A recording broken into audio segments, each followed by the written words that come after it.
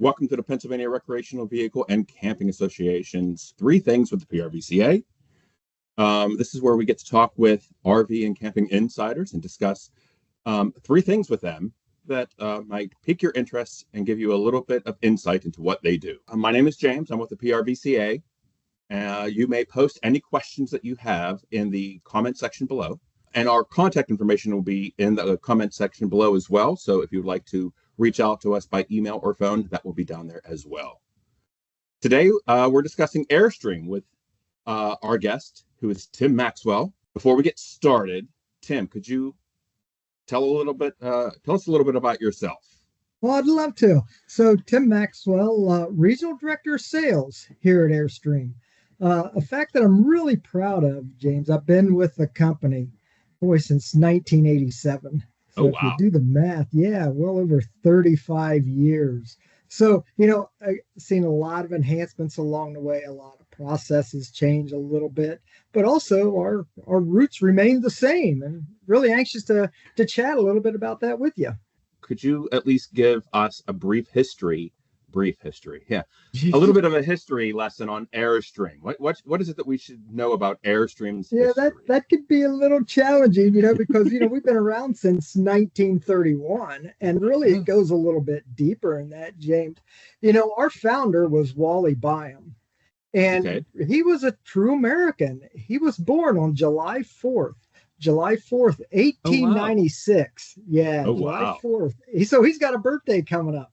He does. Or would have had a birthday coming up, I should say. Yeah. So 1896 out in Baker City, Oregon. Okay. And, it's through his adolescence years really where he got that thirst for the great American outdoors. He worked with his uncle on a sheep farm.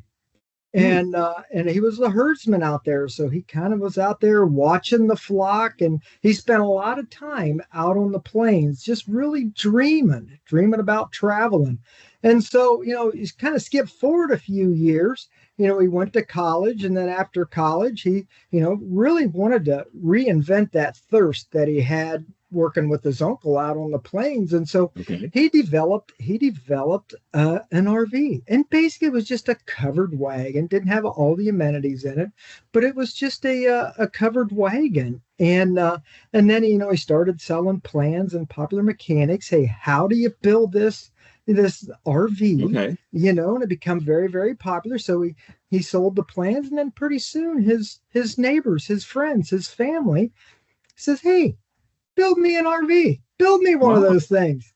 And so, so then he started building them in his backyard. And, if you start doing construction in your backyard, your neighbors aren't going to be so happy. So the neighbors started complaining. And then, so Wally opened up the first Airstream manufacturing plant, 1931. Okay. So 1931 out in California, 1931 out in California. And so, at that time, 1930, there was less than 50 RVs in existence, so it wasn't a lot. And an RV as we know it today is totally different. They've evolved quite a bit. So, skip forward a few years, it starts to grow a little bit more and a little bit more. And then come the late 1930s, there was over 400 RVs in existence. Now, here's a fact that we're really proud of at Airstream. Of those 400 RVs in existence, only Airstream remains today. So, we survived the Great Depression. We survived the war. We have survived the oil embargoes. We survived all of that. Since 1931, only Airstream remains the same. And then skip forward a few decades. I'm going to, give the Reader's Digest version here. Skip forward a few decades, and then 1952, Wally Byam really wanted to start a dealer network. So and of course the infrastructure back in the 50s was tough to get a trailer from the West Coast to the East Coast. It took some time. It took a lot of resources. So in 1952, he opened up a manufacturing facility in Jackson Center, Ohio, and that's where Airstream remains today. And we just built a 720,000 square foot production facility that we'll chat about a little bit later. So, I was reading about that. That's quite impressive. Yeah. So a lot of history there. So when you talk history, you can really get deep with it. I bet you can, because I don't think many people who have an interest in Airstream or have seen an Airstream going down the road have any idea about the legacy of Airstream. That's quite impressive. Certainly has a legacy. It's an iconic brand. There's a Yes. lot there. Within that history, you mentioned a number of changes, innovations, things that have happened. Mhm. Is there a moment or an event in the Airstream history that you believe really helped elevate the company and take it from, like you said, doing them in the backyard to making a wonderful, brand new, state of the art Yeah, I plant will. in Jackson? There's, if you look at it, there's three models that really, and it's hard to separate the three because they each have their own distinction. So, we call it Old Granddad. It was the Clipper. The Okay, Clipper was that first Airstream, that iconic shell that we're known for, that right. iconic riveted shell, Okay, aerodynamic. That was the Clipper. That started in the early 1930s. okay, So, and we still carry that today. If you look at certainly it has that retro design on the outside, but that modern interior. So this riveted shell, that was the gateway. You just can't discount that. And then if you go up to the 20th century, then we start looking at the CCD, the International CCD, and that was that more contemporary design. okay. It's all Yeah, yeah, about yeah. evolution with Airstream. So you get that more contemporary design, the kind of the home within the home. And then, of course, you look today, and now we just recently introduced the Tradewind, the Basecamp XE, all electric, so more off-grid capabilities. It's interesting that you mentioned the trade wind, because when I was younger, I know a neighbor of ours had a trade winds, but I believe it was built in the '60s. Yeah, And so whenever I knew I was going to have a conversation with you, I started looking up some of those items, and that at least as a name or one of the models, it seemed to have touched, like, from the '50s and the '60s. There's always seemed to be at least some innovation or some variation on the trade winds, and I wonder, in my head I'm thinking that that might be one of the reasons why, oh, my parents had a trade wind, I loved it, or my neighbor did, or something of that nature. So that's amazing. That I'm glad that it's back. yeah, it Um, is back. We have all these names in our database. The right. Safari, the Bambi, the Globetrotter. Certainly, we're talking about the trade winds. So we bring them back. We just bring them back. A little bit of excitement, new features, modern technology, but again with that Mhm. retro shell. And the other thing that I learned was about the motor coach division that you had for a Mhm. while, and all of the various units. I read about some specialty units that were made for NASA that they used for a number of years to help transport uh, mission specialists or astronauts to and from, and they would actually stay in them to decompress or whatever they needed to do after their missions. But one of the most unique motor coaches that I read about was a funeral coach, and I'm thinking, well, what is this? So I started digging into that, and I didn't realize that they had that Airstream had created a motor coach that could transport flowers and the family and uh, the recently departed all in one, like, Yeah. unit. That was quite. And then I saw some photos of it. And I was like, that's like, where would they come up with the idea to do all of this? And it just amazed me that things like Yeah, this were thought of and the word and, that and, and comes to built. mind is innovation, right? Yes. Innovation. But you talk about the funeral coach, James. We have a heritage center. We have this rich, iconic brand with just a lot of heritage behind it. So we have a heritage center at what we call the mothership in Jackson Center, Ohio, the factory, and inside there is a funeral coach. Uh, Funeral Oh, coach. I So need to yeah, come it's visit. really cool. There was less than 25 of them ever produced.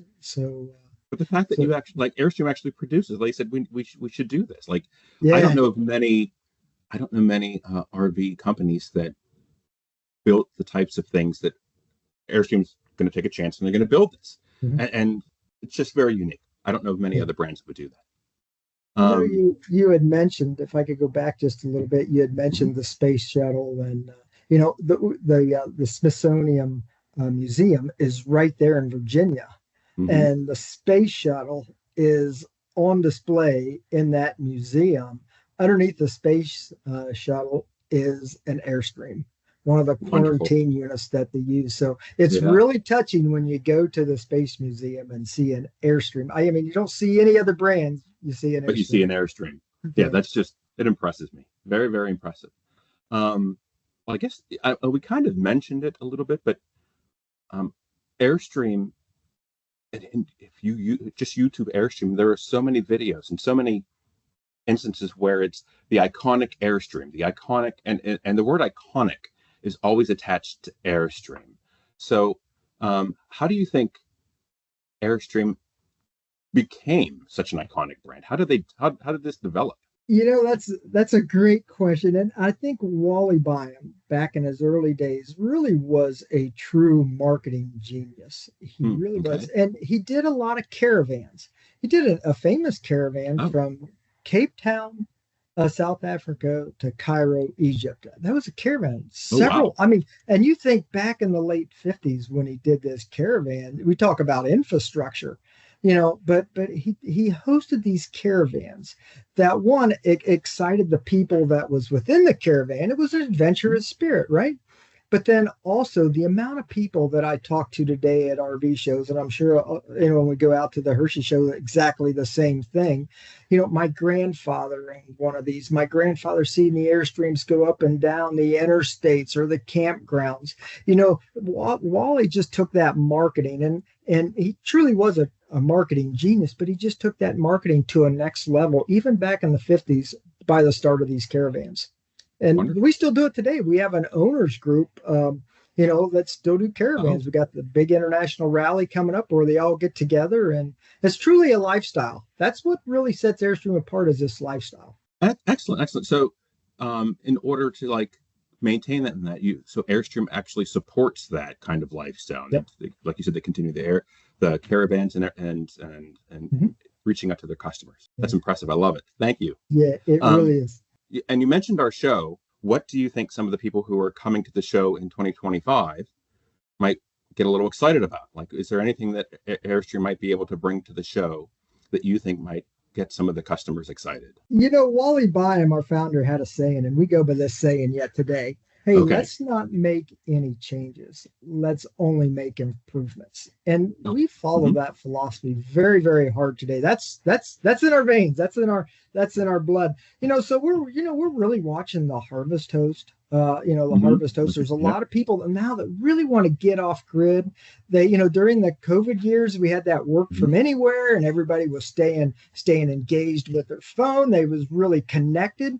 And now the trend is, hey, let's sit back. Let's take a little bit of time to breathe and enjoy the Mother Nature. And so we see that trend. And if somebody would actually come into the Hershey display, I'm sure they'll see a little bit more of the off-grid, capabilities Excellent. and things of that nature. What are some things that gets you excited for the future of Airstream? Like, is there something coming up in their future that you're Well, like, wow, this gets me excited? yeah, I'm going to answer that two ways. One about because it's all about the customer experience. Right. And we really work hard with our dealer partners to deliver a positive customer experience. And we're kind of moving towards the all exclusive stores or stores that just sell Airstream. Why? Mm-hmm. Because on the service side of it, that's all these guys have to do is work on Airstreams. They Right. become proficient. They become the best of the best. So we have a 5 rivet standards program at Okay. Airstream. It's called 5 rivet standards, and so we're trying to elevate the experience with the consumer on the back side as well as the front side. So the back side, it's that delivery experience, it's that service experience, it's that parts experience, and then on the sales side, it's the new product experience. Just like I had mentioned, the all electric and things of Right. that nature. That's pretty good because I know there are many dealerships that struggle with manufacturers that struggle with maintaining that customer support on for many reasons. So it's sounds exciting that Airstream is going to try to push this forward, and hopefully that makes the customer and user experience improves that for everybody. And I think that's Sure. an We outstanding thing work really work hard on towards. it. There's two Wonderful. sides to the 5 rivet program. There's the Hmm. standards part of it where they have to Okay. have these standards in place. And then we send the new owners, and we send the customers that come in for some warranty work. When that does happen, we send them a survey as well. So ultimately the customer decides, if the dealer is living up to their standards. And then we kind Right. of enforce that on our side. So Well, Tim, I'm going to visit with you in a couple of months. I'm going to come visit you at please, Airstream. We're going to excited. have a bit of it. I'm excited. But between now and then, is there anything you'd like to share before we end our brief chat today? Just look forward to taking you to the mothership, as we call it. Like I had mentioned, 720,000 square foot under one roof, and we give tours at the plant, Monday through Friday at 1:00. So Okay, so if there were somebody that listened to this and they wanted to get a tour at 1:00, how would they go about doing that? but go to airstream.com, sign up for a tour, get your free tour tickets, and then take the tour. Well, Tim, I thank you, and on behalf of the PRVCA, thanks for taking the time out and doing this with us. That's the deal. Outstanding. I enjoyed it. Thank you. Thank you.